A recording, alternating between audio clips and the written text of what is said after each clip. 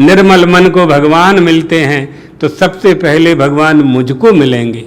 जिन जिन का मन निर्मल होगा, जिनके मन में पाप नहीं होगा, जो चोरी नहीं करते होंगे, जो झूठ नहीं बोलते होंगे, जो अत्याचार नहीं करते होंगे, जो दूसरे की संपत्ति नहीं छीनते होंगे, उनका मन निर्मल होगा, उनके मन में भगवान निवास करेंगे। इसमें शास्त्र प्रमाण है।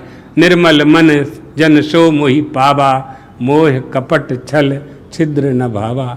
उस निर्मल मन में मैं जाकर के बैठूंगा, यानी मन में भगवान बैठेंगे, ऐसा सोच करके मन प्रसन्न हो रहा है ना, मन प्रसन्न हो रहा है।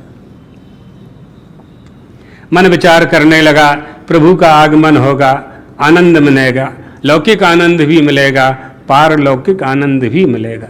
वसुदेव के मन में निवास करके भगवान प्रकट होने वाले हैं, यह सोच करके मन प्रसन्न हो रहा है।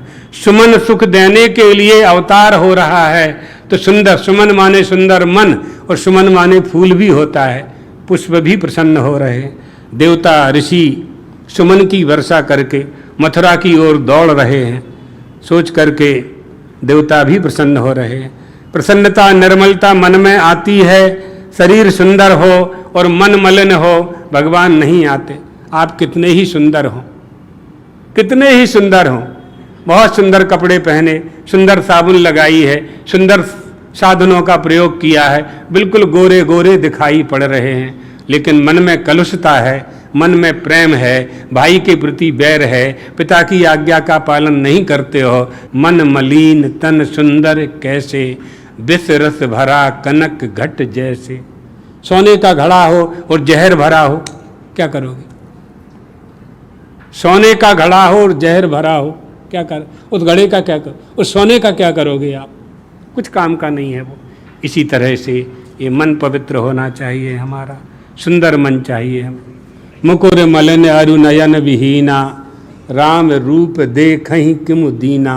मुकुर कहते हैं दर्पण को। आपका चेहरा बहुत सुंदर है, और जिस दर्पण में आप चेहरा देख रहे हैं उसमें धूल है, डस्ट है, आपका चेहरा भी मैला ही दिखेगा, आप कितने ही सुंदर हों। लेकिन जिस दर्पण में आप चेहरा देख रहे हैं उसमें धूल है यदि, तो आपका चेहरा भी मलिन ही दिखाई पड़ेगा।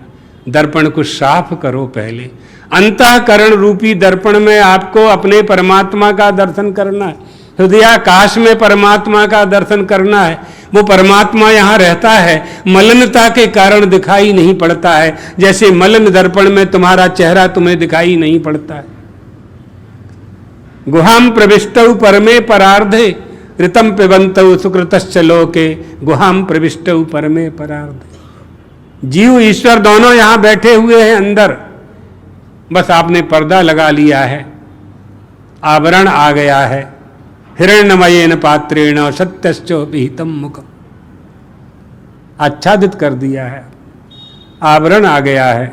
मल विक्षेप आवरण के कारण जो शुद्ध वस्तु आपके पास है उसका दर्शन आपको नहीं हो रहा है।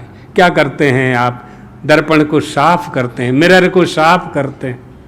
इसी तरह से भक्ति के द्वारा, भगवान की भक्ति के द्वारा अंतःकरण को स्वच्छ कर लीजिए, भगवान आपके अंतःकरण में ही प्रकट हो जाएंगे।